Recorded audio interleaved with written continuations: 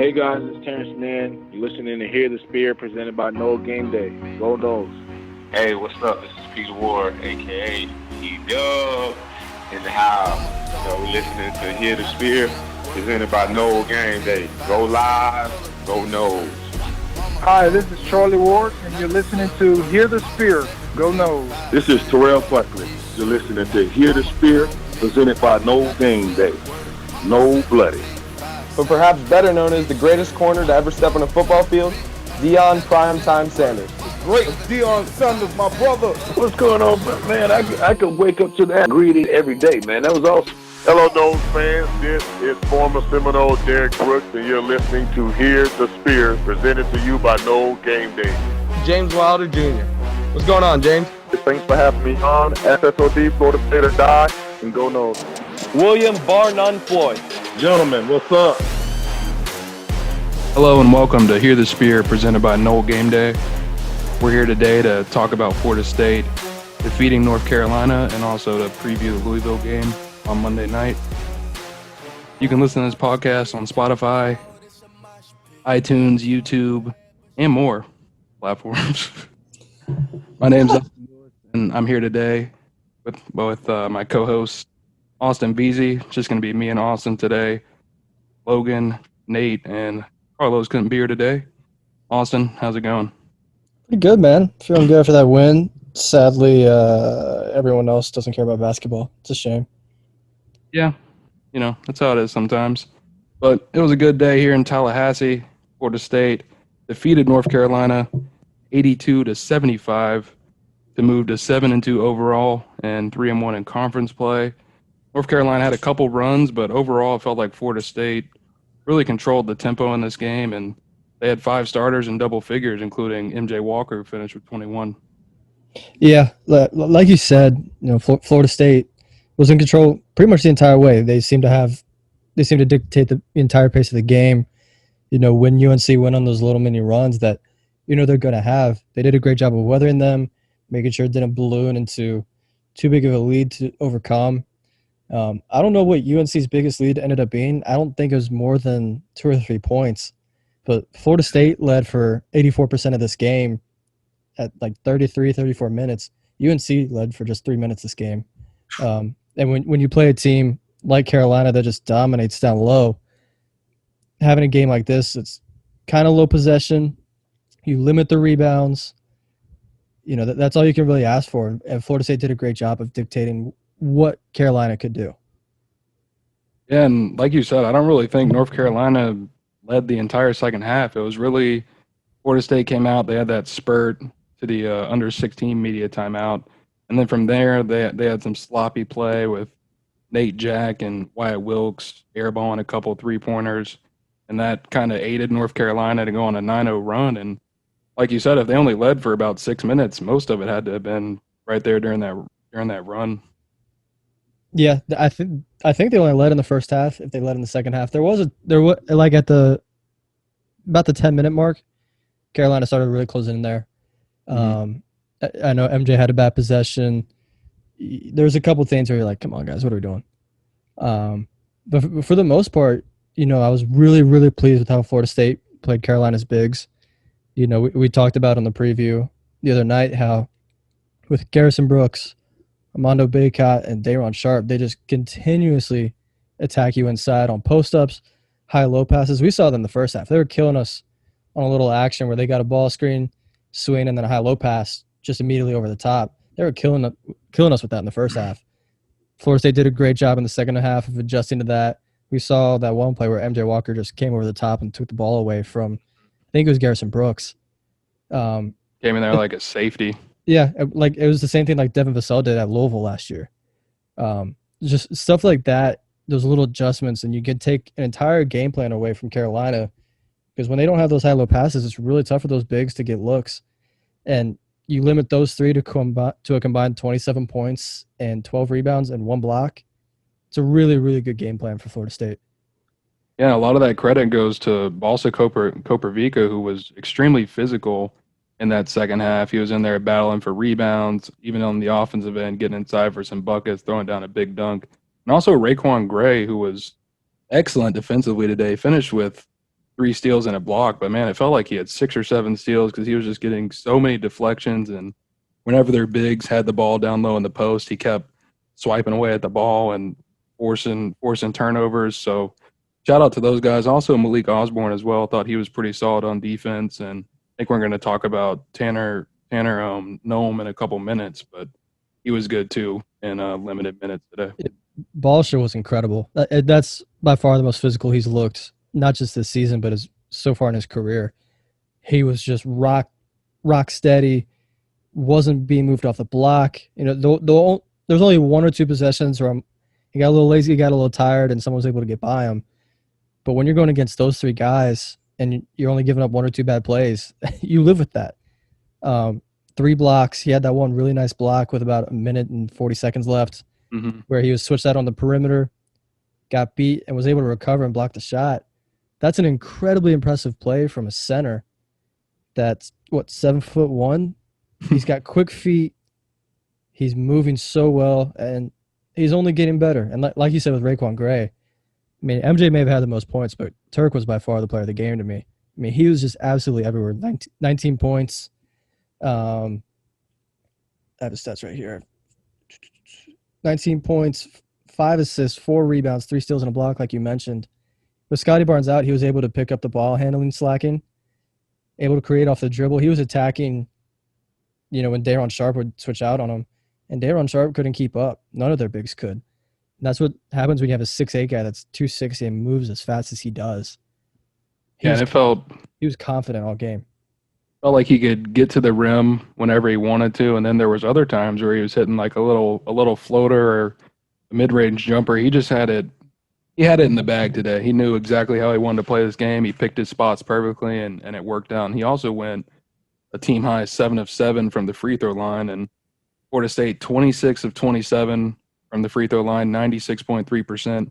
I think last game they were 11 for 11, so they've really picked up the free throw shooting coming into the new year. Yeah, and that's what happens when you have, 15 days off. You get a ton of time to just get into the gym and get shots up and practice free throws, practice threes. When they're not able to have full practices, you're able to just settle down and focus on the things that you can control. And we've seen that the last 2 games, 37 for 38 in your last 2 games is obviously not – you can't expect to keep that up the whole season. But it's much, much more encouraging than what we saw the first few games from Florida State. And part of that's due to, you had 9 months from the last time Florida State played a game to when they started the season. That's going to happen. So for them to get a couple more weeks to just get in the gym and get shots up, it's big. Yeah, and I think if Florida State's, they hang around 80% or so, they'd be feeling really good about that kind of performance at the free throw line. I mean, really in college, as long as you're above 70%, you're doing pretty good. But this team has so many great shooters. I think they have the potential to be 74, 75, 76%. Now, is the worst free throw shooter on the team Scotty Barnes now? He's been the worst free throw shooter. I know, but I'm watching a guy like Tanner Noem who doesn't really shoot that many free throw attempts, or at least so far this season, and just his form on his free throws. It's confident.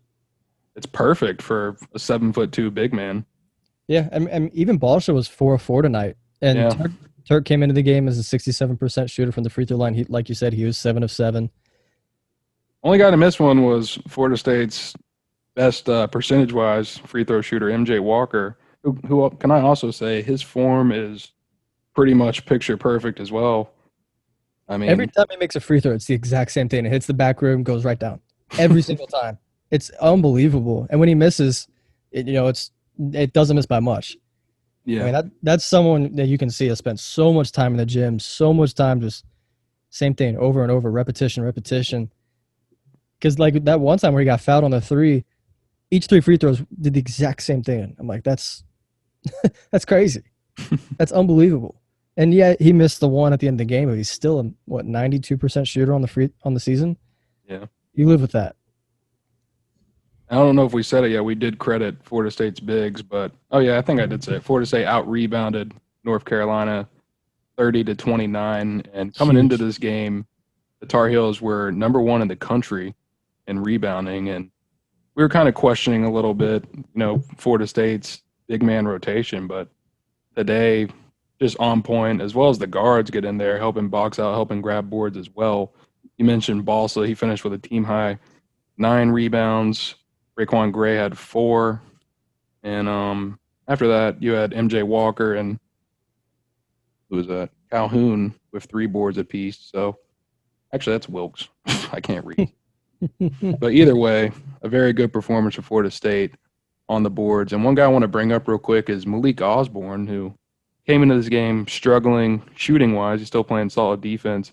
Went 3 out of 5 from the field today, 2 out of 3 from deep. He was 1 of 11 from deep entering the game today, and also had a block. So shout out to Malik Osborne for kind of getting out of that slump a little bit, and excited to see if he can keep that moving forward into Louisville.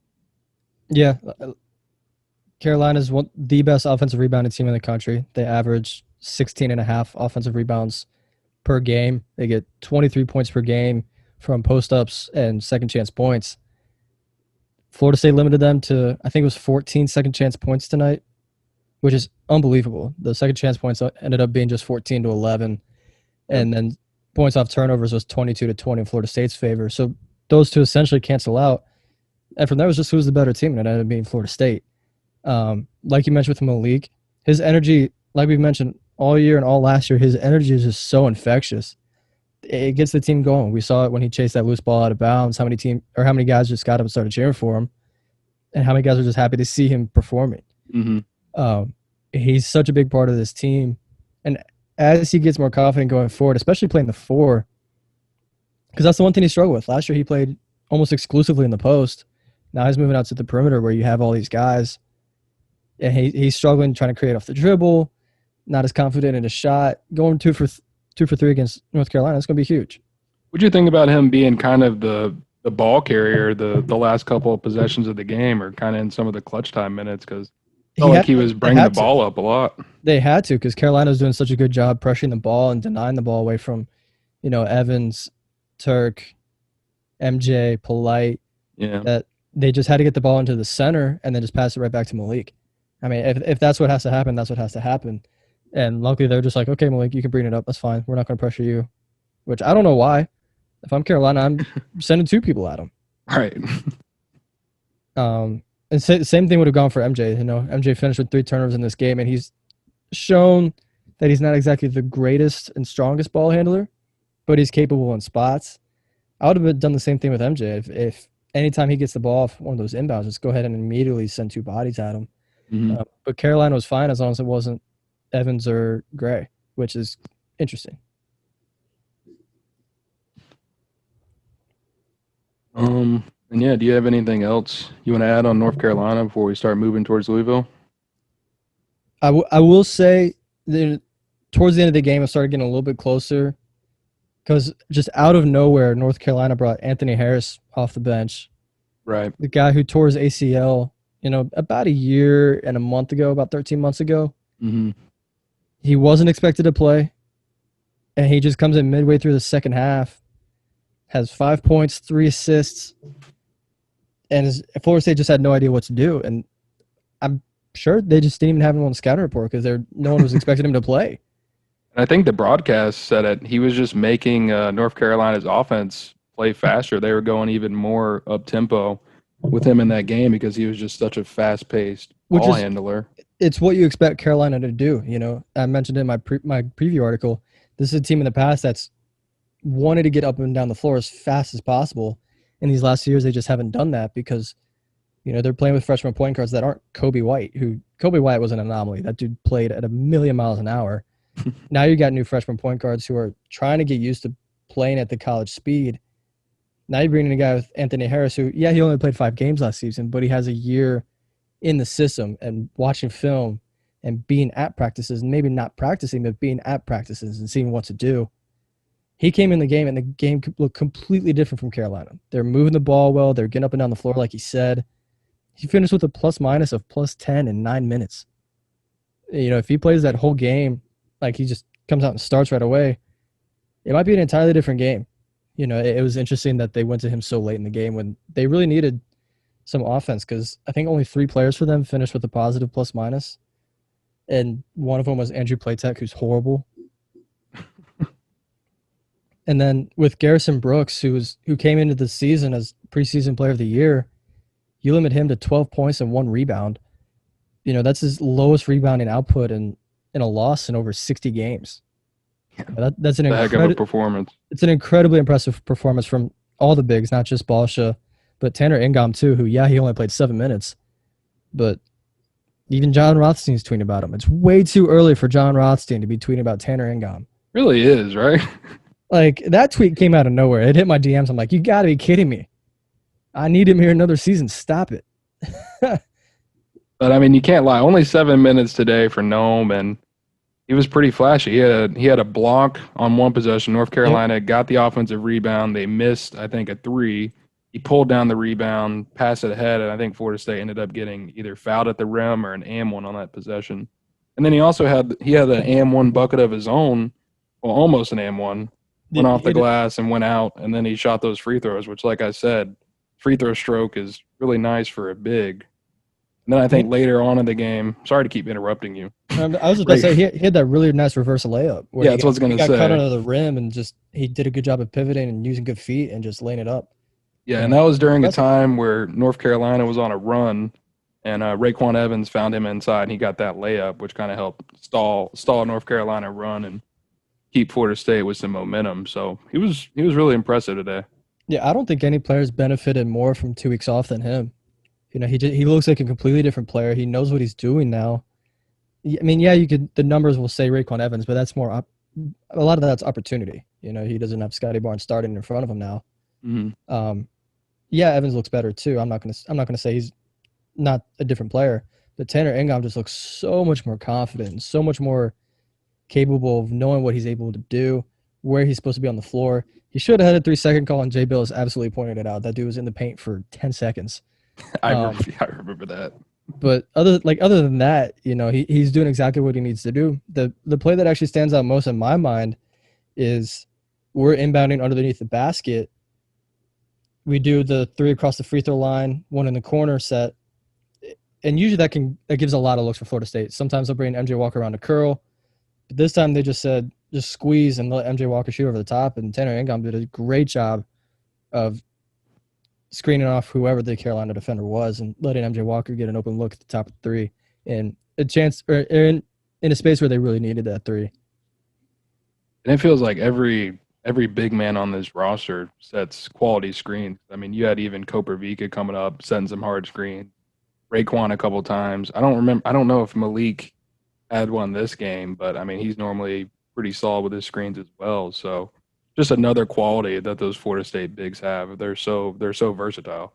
Yeah, and as this offense gets better, the one thing I do want to see better is the bigs are doing a great job of setting the screens, but the guards aren't doing a great job of coming off the screens. They're still coming a little too flat. The defenders aren't hitting the screens. I saw it a lot with Calhoun. I just want to see him get downhill, come right off the big's hip, and really put that defender on his back, and then you're in a 2-on-1 with a 7-1 center. Like, it should be easy money every time. You really just have to get that defender on your back. It really use those ball screens to your advantage because they're working, especially against Carolina. They kept bringing their bigs up right next to ball show, which I really did not understand. If you use those ball screens to your advantage, you're looking at a 10, 15-point win. And really, it feels like Calhoun is another guy trying to get into that rhythm. We saw it kind of with Nate Jack last game. He looked really confident before that game. But Calhoun still not quite, I don't know how to say. He's not in sync yet since the season has started. Today, just 1 out of 5, which he did go a team high plus minus of 13, which I'm sure you were going to mention in a second, Austin. But he's going to be a capable bench scorer for Florida State. He's just got to find that rhythm. Yeah, I mean, part of it's he's going from JUCO, where he was the de facto number 1 guy, scoring 18 points a game, getting 14, 15 shots a game, to he's the 7th, 8th man off the bench. He's struggling to create looks in the offense, so he's forcing things.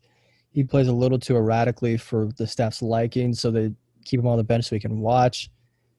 A lot of it's just going to come with time. I think by the time we hit March, he's going to be a really important guy for this team just because of what he can do on offense. He's super athletic, has really quick passes, moves well. He just glides. He takes the longest strides I think I've ever seen. He moves like 10 feet at a time. And like you mentioned with his plus minus, he was plus 13 in 16 minutes. No one else had a plus minus above plus 7. You know, that's big. You know, it may not show on the box score with just 3 points and 3 rebounds, but the ability is absolutely there. He's energetic. He plays good defense. And that's what you needed to see from him. Yeah, and hopefully we can see him just, start to come alive on offense a little bit as the season continues to progress. Like you said, by March, it would be nice to see him getting into a steady rhythm as Florida State approaches the NCAA tournament. It's always good to have hot bench scores. We'll see if Nate Jack can continue to make progressions. Obviously, Wyatt Wilkes has been there in the past. He wasn't on point today, but it's always hot and cold for streaky shooters. Wyatt's either all the way on or all the way off. Well, it's the same thing with Nate Jack.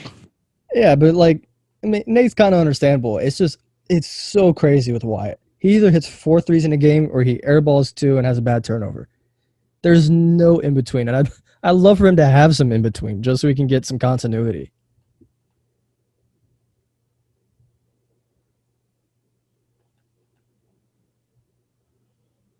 So, moving on. Final thoughts on this win for Florida State over North Carolina, and what kind of momentum does this give them looking ahead to Monday? And also, this team's now played 2 games since Wednesday. They're going to have a day break tomorrow where they're probably going to be traveling to Louisville. How does this game – how tired is Florida State going to be for this game? They're third in 5 days. It's definitely going to be tough, but Louisville's having to do the exact same thing. And this is the one time where you're actually kind of happy with a noon game because, by the time you shower, get done with media, get done with the last coaches meeting in the locker room, you're out of the building by 2:45, 3 o'clock. You get plenty of time to get treatment, go hit the cold tub, go get some ice, go get some stem treatment, hot tubs, whatever. And then go eat, come back to the facility, get a little bit of film work done. Whereas Louisville, they don't play until 8 o'clock tonight at Miami. And then they have to hop immediately on a plane to go back to Louisville and probably won't land until 2, 3 a.m. I'd much rather be Florida State in this situation than Louisville, especially with Louisville. Their depth has really been tested this season with injuries. Between Malik Williams being out all year, Charles Mimlin just came back. They had a guy go down last game, Jalen Withers. He went down with I wasn't sure if it was an ankle injury or just a calf cramp, but still he went down. And we'll see if he plays tonight. But, they've been dealing with injuries and bang-ups and nicks and bruises all year.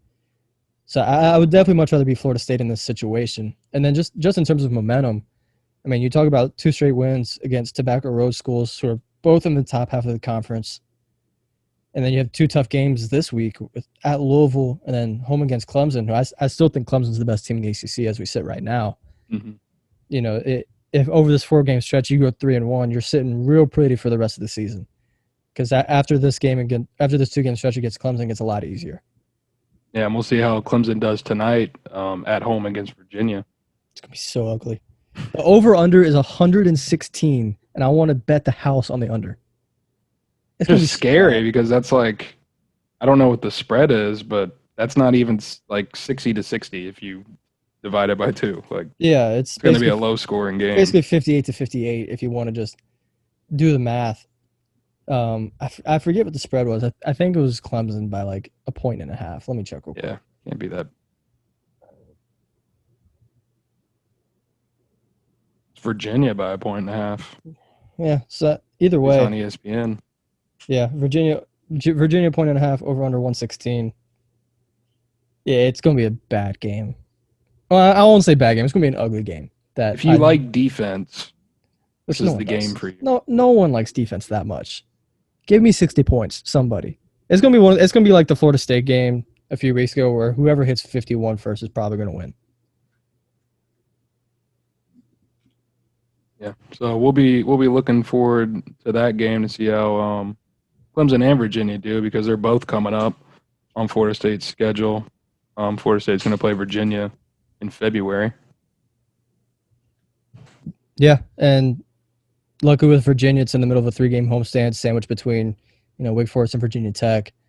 And by the time they play them, you'll have a lot more confidence in your offense, which the offense already looks the best it ever has under Coach Hamilton. They're top 15 in offensive efficiency in KenPom's rankings, which I don't think that's ever happened.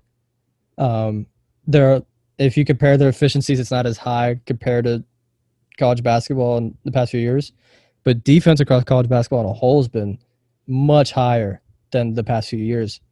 Florida State sits at like 40th in defensive efficiency. You take their same defensive efficiency and put it 2 years ago, they're like 25th. Wow. It's just a different year in college basketball, and part of that's, teams didn't get a ton of time to practice offense in the summer, which when Florida State was able to practice, that's all they did. It was just offense, and they'll let the defense come to them. Makes sense. I mean, it's working out. We saw this team not really start out in the greatest defensive rhythm, but it feels like as time goes on, they're just getting more and more in sync with each other. So, and makes sense. When they need to play defense, they do. I mean, the last 2 minutes were some really, really great defensive possessions against Carolina. The poke out from Raekwon Gray on Daron Sharp when he absolutely should have had a wide open dunk.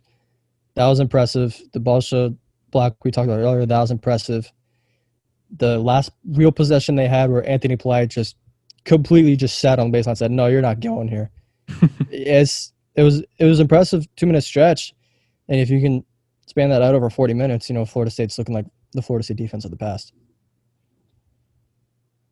Yeah, and there's plenty of capable players on this roster. It all comes together when they put a full game together. And they showed the closest signs of that against North Carolina State. Obviously the offensive efficiency made it look even better. But when they have a full 40-minute game locked in on both offense and the defensive side of the court, where they're not missing rotations and giving up a couple easy looks, things like that, because North Carolina, not a really good shooting team, and this game they were hitting some threes, aided by Florida State getting late to players on catch and shoots, and just missing a player who was open from deep. And once they put it all together, I mean, this is going to be a scary team. It's only January. They've had the COVID outbreak, and honestly, that hasn't really thrown the rhythm off at all since these 2 games back. So I'm looking forward to seeing Florida State deep in February, in March, a conference tournament, and really just seeing a performance come all together. Yeah, and part of the open looks from 3, some of it's miscommunication. A lot of it's the game plan saying, hey, we're not going to let your bigs beat us. If you want to beat us from the perimeter, fine. UNC came in the game as a 29% three-point shooting team. It just so happened the guy they kept leaving open was their one good shooter, and that was Kerwin Walton.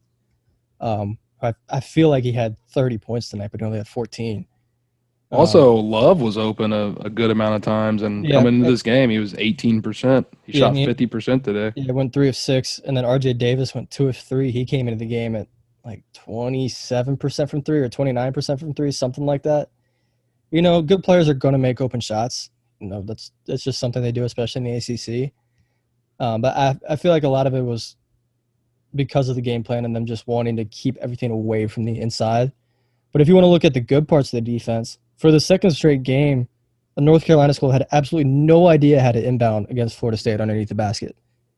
I don't have the stats right in front of me of how many turnovers they forced, but it felt like, against NC State, I think they had 2 turnovers and another one where they should have gotten a turnover. In this game, they got at least 1 turnover, another one where UNC scored on a broken play that should have been a turnover. I don't know if these teams just aren't watching film on our inbounds defense or what, but something about that slanted 1-3-1 defense just absolutely confuses these last 2 teams that we played.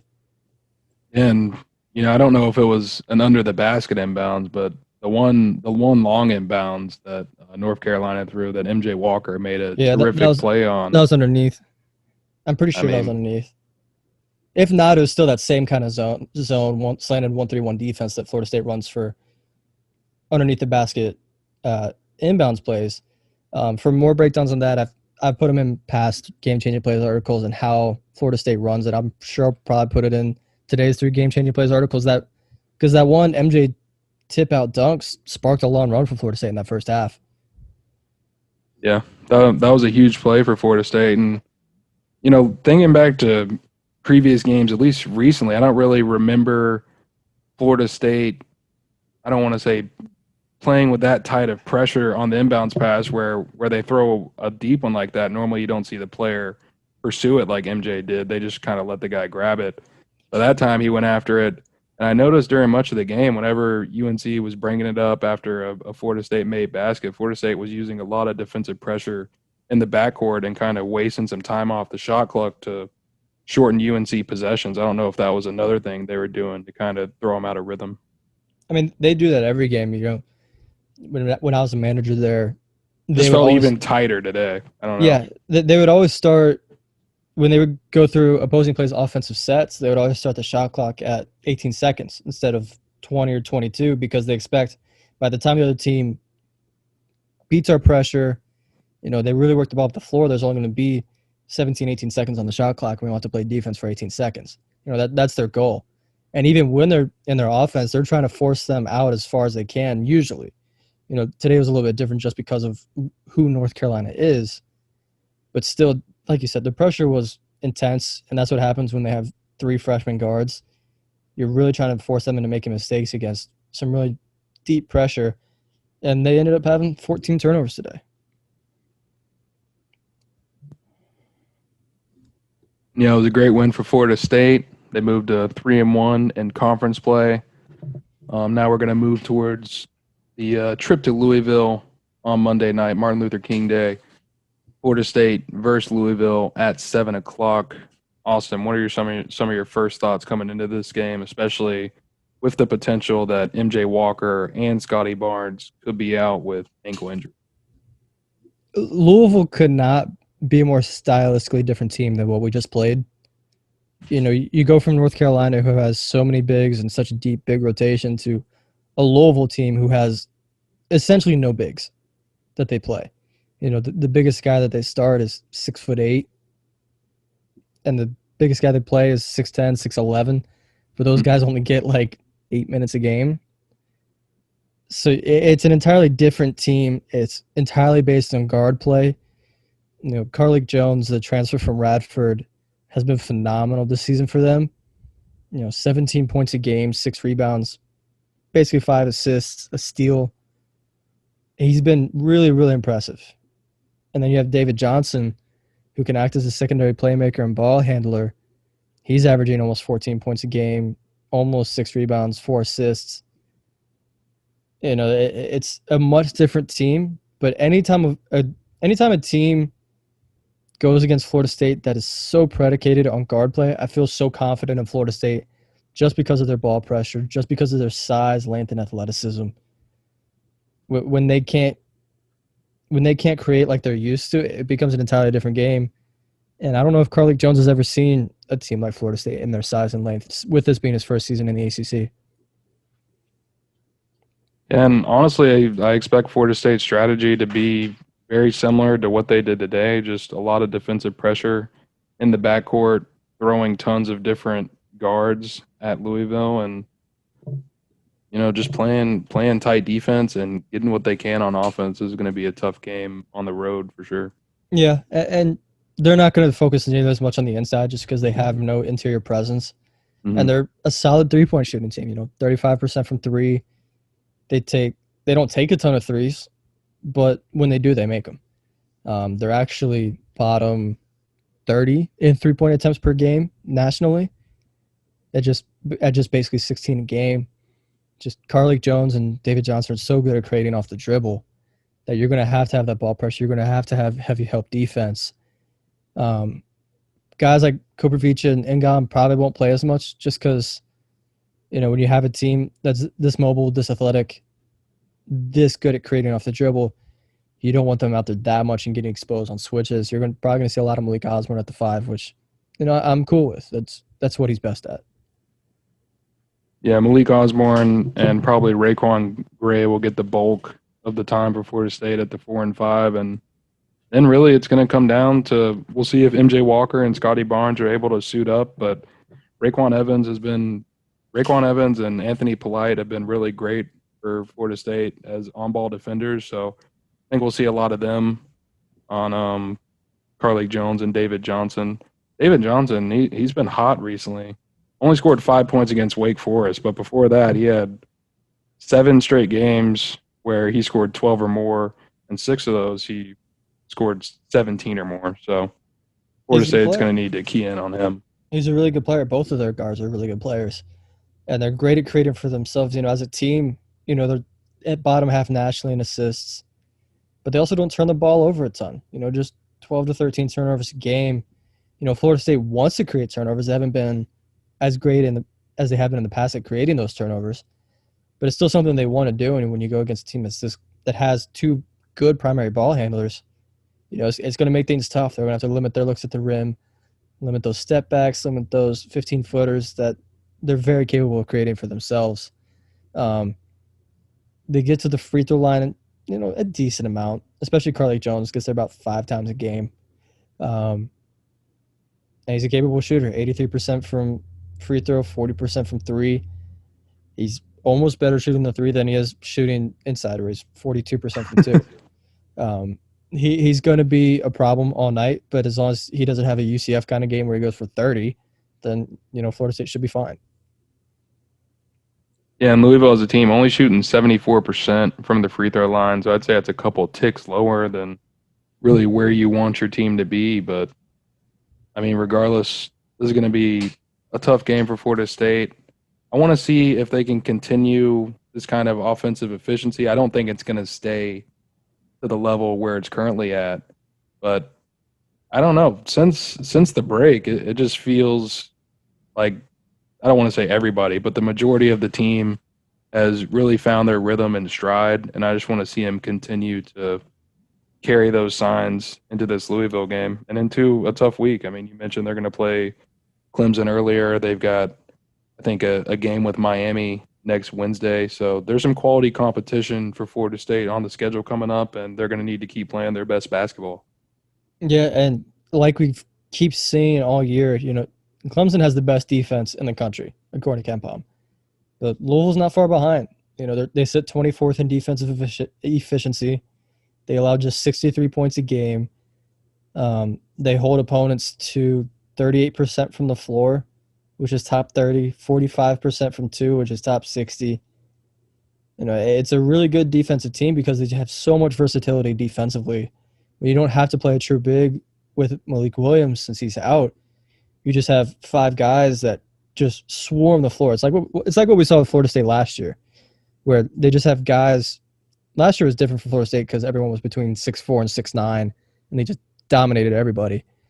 This year, Karlik Jones is 6'1". I think he's more 5'11" or 6 foot. But everyone else is 6'5" to 6'8", and has that same versatility, same switchability, and can really get out on defenders and shooters. Having that much speed on defense is important. And if Florida State can have anywhere near the same offensive efficiency they've had the last 2 games, they should feel really good about themselves on Monday night. And, last year, Florida State went into Louisville. I don't have the final score pulled up, but it was a pretty dominating performance over a highly ranked Louisville team that I don't think many expected going into that matchup. What do you foresee this time around? It's a different kind of game. Last year, Louisville had Jordan Nwora, Ryan McMahon, a couple other guys that were really good players. And annoying. And then MJ just came out and dominated Louisville. He had 23 points on 13 shots on route to a 78-65 win in the KFC Yum Center over the top 10 Louisville team. It's going to be a different kind of game. I don't think you're going to see one player dominate from each side like we did last year, because Nora had 32 points on 15 shots. He was absurd last year. It's going to be a little bit more win by committee. And I wouldn't be surprised if, it's a little bit lower scoring. Both teams do have good offenses, but they also have good defenses as well. And this year of college basketball, I wouldn't be surprised if, it ends up being like a 68-64 kind of game.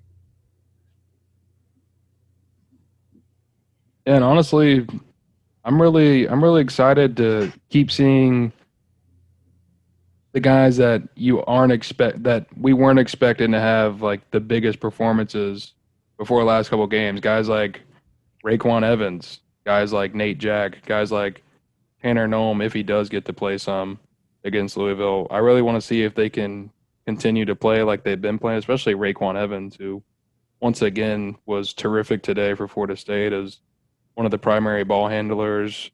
And he looks comfortable. I think that's what you said last podcast.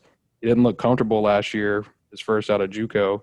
This year and these last two games, he's looked like a completely different player, playing within the pace of the offense and just always seeming to make the right play, whether it's on offense or defense, not really forcing anything. And also finding a different man at times if he doesn't have an open look. So I really want to see if he can keep that up against a really good Louisville team who, like you mentioned, has some great guards.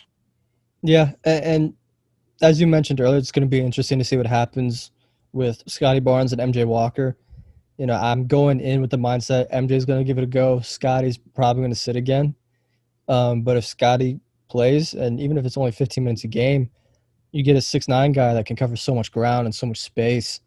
That changes the dynamic for Florida State. Yeah, it really matters for Florida State against a really good guard-led team.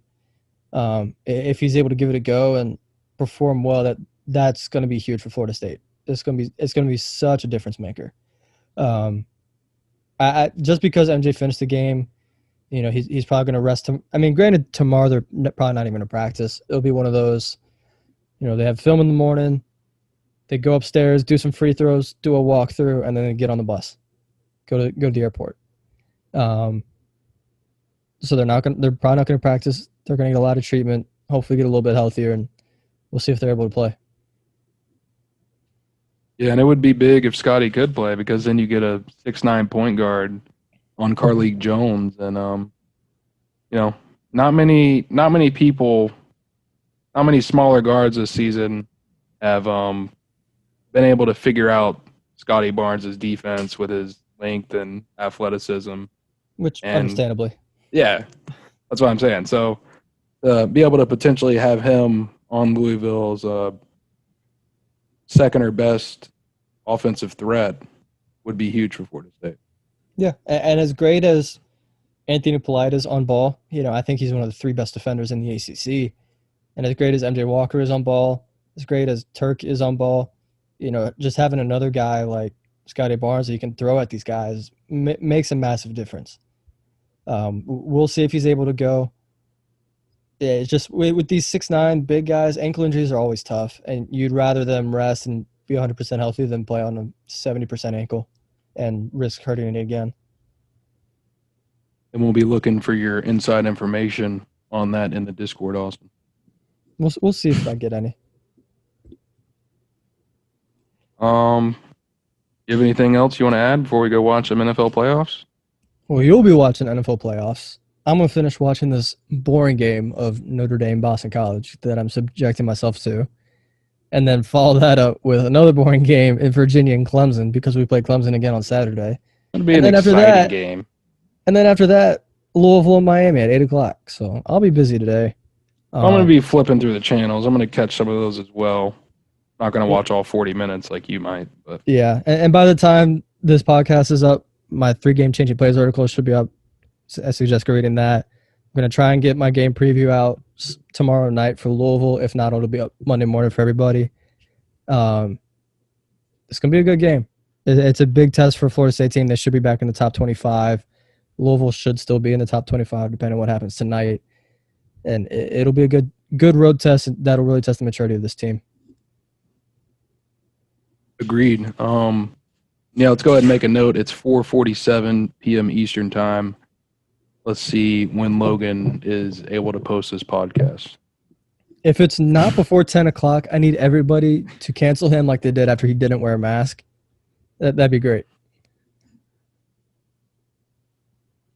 Well, for Hear the Spirit presented by Noel Game Day, this has been Dustin and Austin looking ahead to Florida State's game on Monday night against Louisville at 7 o'clock on ESPN.